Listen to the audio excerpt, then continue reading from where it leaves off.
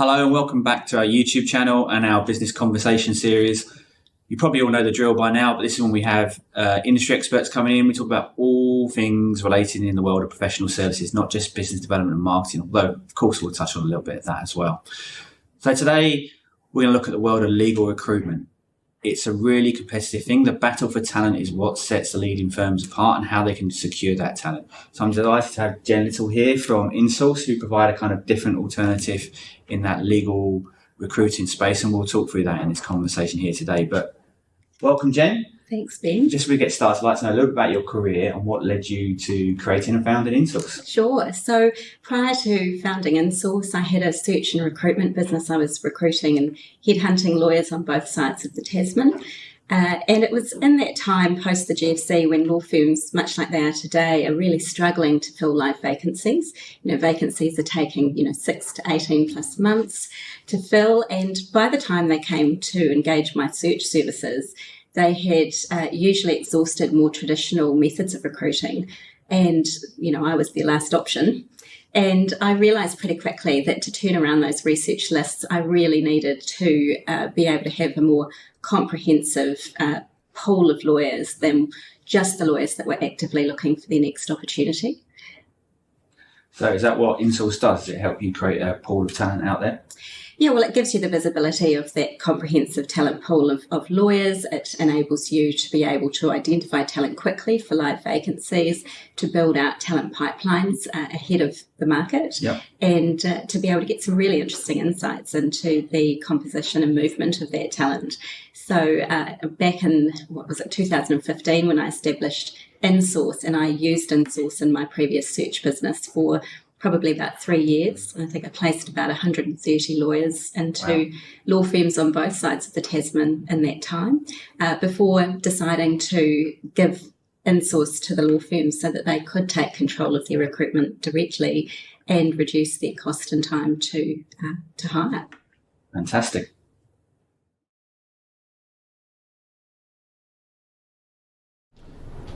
So the last few years, more than any other, have seen a load of external factors impacting the way legal work is done and how lawyers work. So how have you seen those changes play out with lawyers and how they're now adapting and what's going on in the legal industry right now? Well, most firms are adopting flexible and remote working options for their employees these days. And, I think adopting those flexible and remote work practices has been quite a transition for law firms. I was in Australia recently, and a number of firms over there are still struggling to bring their lawyers back into the office a minimum of 3 days a week. But this is definitely proving to be their preferred way of working. And I think it's difficult, to not have talent on hand for those junior lawyers for the supervision that they need.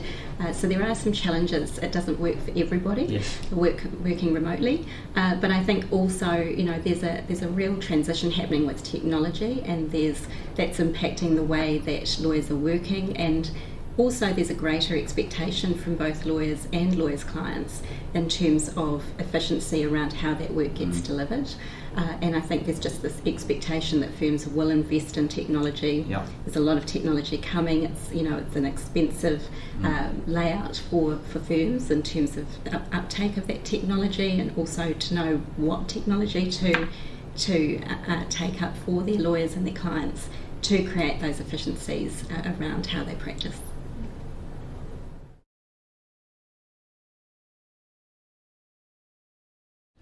So the battle for legal talent has never been fiercer. So in response to that battle and that challenge, how are law firms, internal recruiters, or even HR teams stepping up? What are they doing? Well, many HR teams are still taking a very reactive approach to their recruitment and hiring strategies. So they're relying very heavily still on recruitment agencies. So those fees, are walking out the door to recruiters. But they are, in a time where there is a really short supply of lawyers looking for their next opportunity actively. And so, these positions are unfilled for 6 to 18 plus months. It's, if you're talking to firms in Australia at the moment, they'll tell you that it's a minimum of 18 months to fill a senior associate vacancy there. So it's a very difficult time, and I think, given there is this small pool of available talent, everyone's looking for the same type of lawyers, and you're all competing against each other for that talent, which we're seeing, it's resulting in some really hurried and rushed recruitment processes, which, are having an impact on, I suppose, the quality of the lawyers that are being hired. And I know I've had a number of partners talk to me at different times saying, look, we've been on this recruitment frenzy, we've hired a lot of talent, but much of this talent isn't fit for our business needs, and we've overpaid them to start with just to get them in the door to compete with our competitors, and it's just not working out well for them, and then also they've had to sort of overpay them to start with, as well as those expensive agency fees. So very challenging times for firms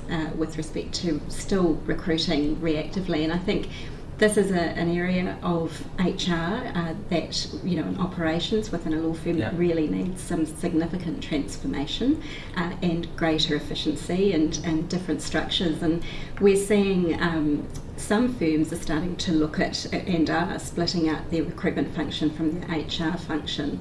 We've also seen firms bring in dedicated resources to be able to focus on headhunting, and prospecting and pipelining future talent, for the firm's future needs and hiring needs, and instead of being caught up in constantly backfilling live vacancies, being pulled into, rounds of clerkship and graduate recruitment. And I suppose also, getting stuck in HR work as well as the administrative type roles. Not to mention they're also, often responding to a lot of administration that comes with receiving unsolicited CVs from the agency, often for lawyers that just don't meet the mark. Absolutely.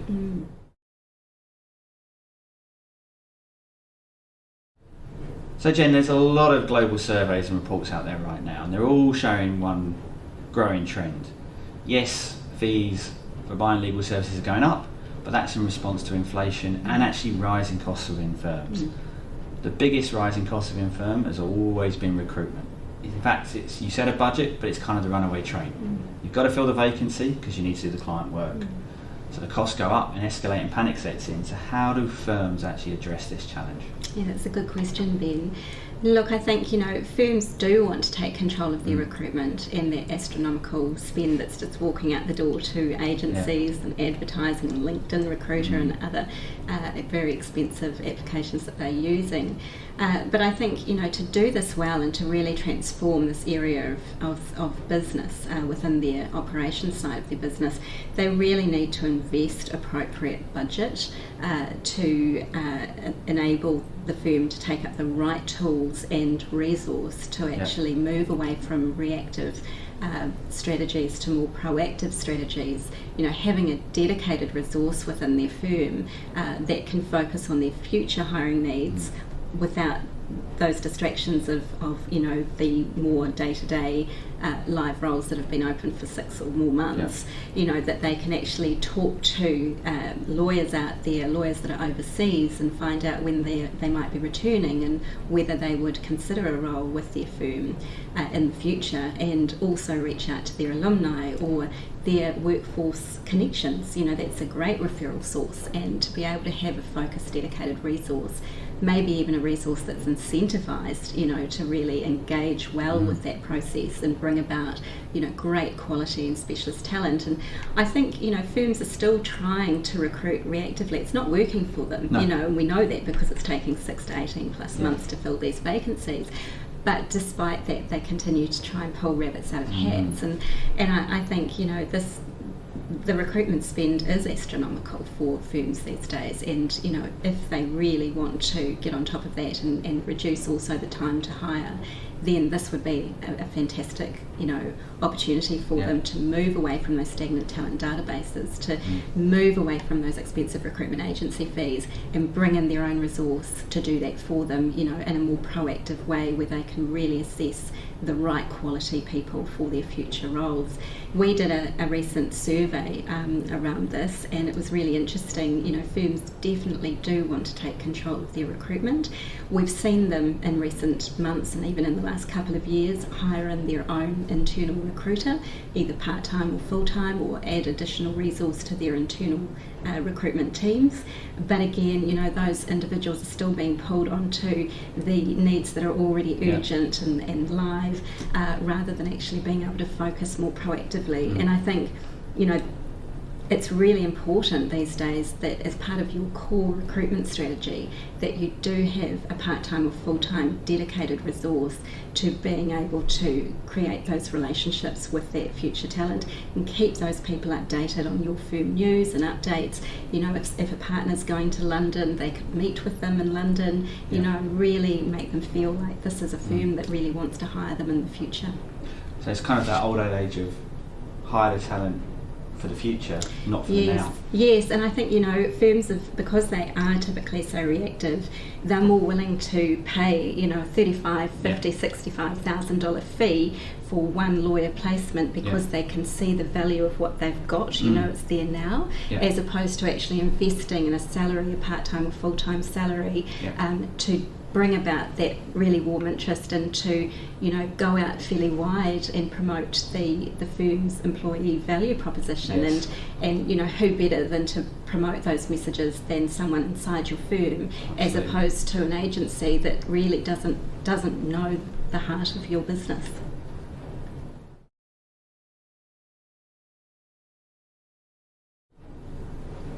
Okay, Jen, that leads to the next logical follow-up question.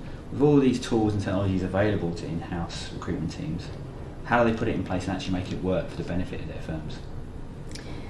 Well, I guess it's like, every race car, you can have the most fabulous race car, but if you haven't got a Verstappen to drive it, you're never going to win the race.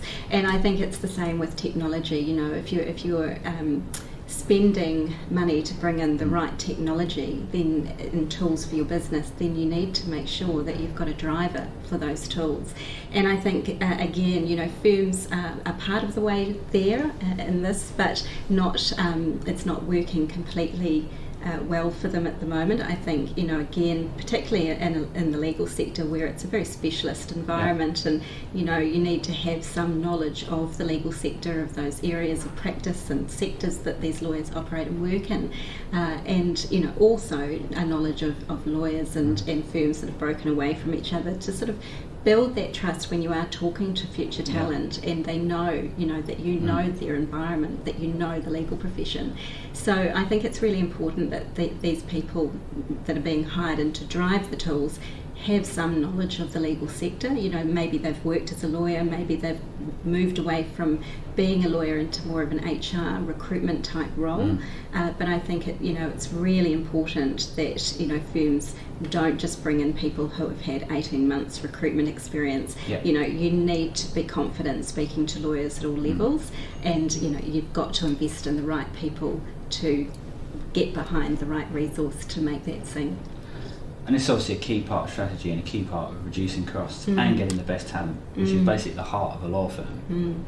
So can they be supported with the right training programs, consultants to help them along that way? Is that a good idea? Well, absolutely. I mean, here at Insource, my team, they're all, all of the client partners at Insource have previously been lawyers in law firms in New Zealand, and they've worked in law firms in Australia, and we have a very deep knowledge of, recruitment and HR practices, and also having worked in those law firm environments, big and small. So we share all of our recruitment, search, prospecting, headhunting methodology with our customers, and we really do stand closely with them to help them to learn these skills and invest in their people. Maybe it's someone in their team that has the right personality. They just need to learn the skills of how to make a direct headhunting call, or how to prospect a lawyer for a future hiring need. Fantastic.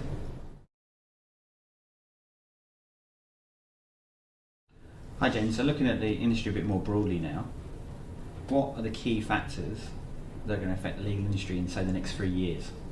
Well, I mean, definitely the continuing shortage of lawyers.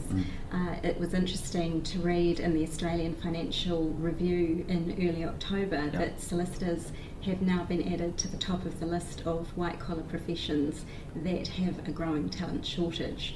And also the Australia State of the Market report published by Thomson Reuters, also advised that recruitment and retention are firms' number one priority and area of focus for the next 12 months. So look, this is really going to be difficult for firms that continue to try and recruit using more traditional recruitment methods and don't start to actively transform their approach more proactively, taking control of their recruitment. I think also, technology will continue to have an impact. It's coming through thick and fast. It's expensive for firms to take that up, and I think in time, the way that lawyers practice and that firms operate will look very different in the future to what it does today. Yes, absolutely.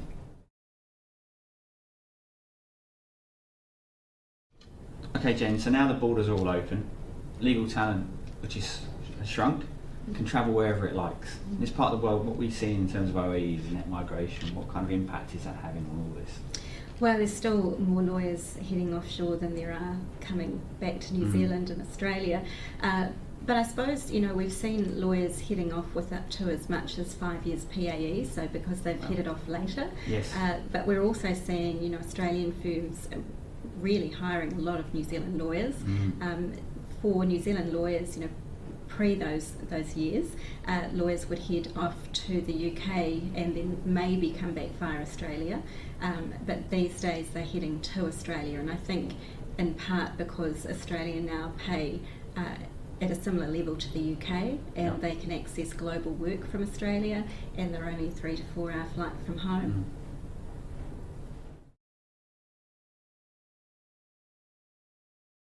So Jen, to overcome this legal shortage, you often talk about firms needing to pipeline talent. Lovely phrase. What does it actually mean? Yeah, well, pipelining talent just simply means being able to proactively build those relationships with lawyers, good quality and specialist lawyers for your future hiring needs, and bringing about a list of warm interest that can help you fill those future roles more quickly and at a much reduced cost. So it seems like the logical thing that everyone should be doing? It should be a core part of their recruitment process.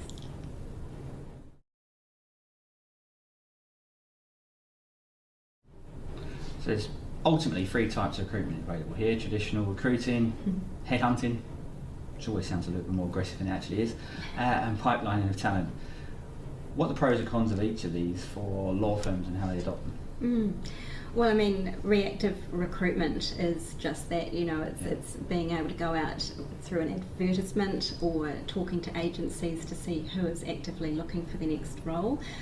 At the moment, because of the talent shortages, it's very difficult to identify talent that will move on demand, and it's taking a long time to fill those positions. And likewise with headhunting, it's a proactive process rather than a reactive process. It looks at a more comprehensive talent pool to include those that aren't necessarily looking for their next move at the moment, and while they may not be ready to move right now, they will at some point in the future. So that's where the pipelining comes into being really important, because if you are headhunting lawyers for roles now, you will find as part of that process that lawyers will say, look, I'd love to work for your firm in the future.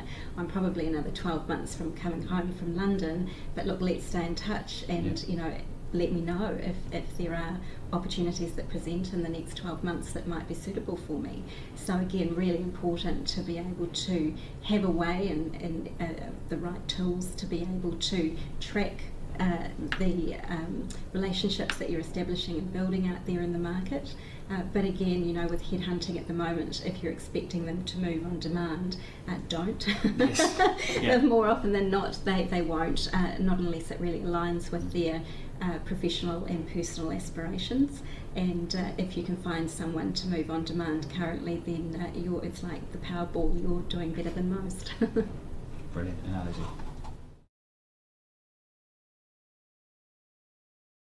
So Jen, you've built a very successful business from the ground up. You must have learned some lessons along the way. Oh, I've learnt plenty of lessons along the way. Sure. So which ones could you share that others can apply and learn from? Well, I think it's just really about being adaptable and flexible, resilient and extremely resourceful. You know, there are so many curveballs that come along the way as you're building a startup business, and you know, you need to stay focused, and you need to make sure that, you know, what you're doing really applies to the core mission and vision and purpose, so that you're bringing about the right solutions for your customers. And I think often there's, you know, it can get quite noisy. There's lots of enthusiasm and lots of new ideas and thoughts going on, but again, it's just making sure that those thoughts and ideas really do align with your strategic vision, mission and purpose. Fantastic. Yeah.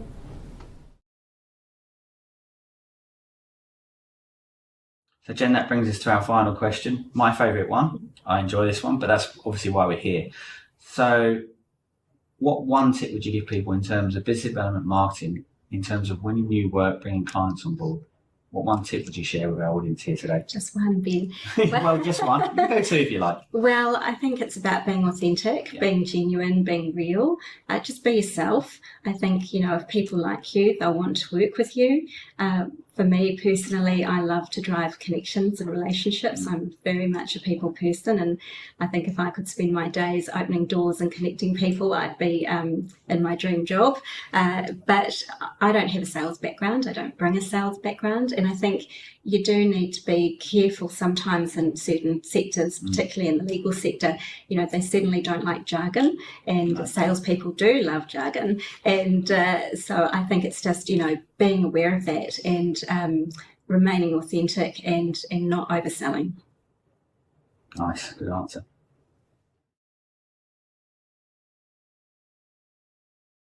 Awesome, thanks for that, Jen. I've really enjoyed our conversation today. I've learned an awful lot about the world of recruitment and different alternatives and how law firms can overcome their challenge.